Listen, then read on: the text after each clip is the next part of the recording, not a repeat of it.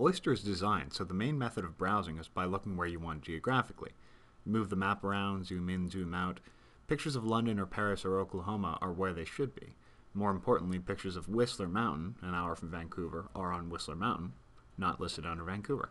If you want to browse by groups of photos, maybe you admire the journey someone made or a particular photographer has put pictures across the globe, you can browse those under Public Maps. On the left in the sidebar, you'll find the Public Maps tab. The icons below allow you to sort them by date added, alphabetical according to title, most popular, highest rated, and trips that you can add pins to.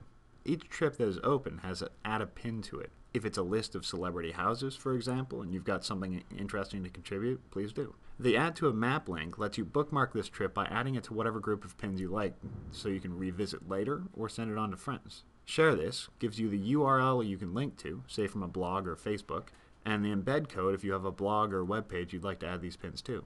You also have the ability to send the trip directly to Dig, StumbleUpon, Delicious, or Facebook. Email to a friend is pretty self-explanatory. We've tried to make it as easy as possible to share great trips with as many people as possible to inspire people to get out there and explore. We hope you use it.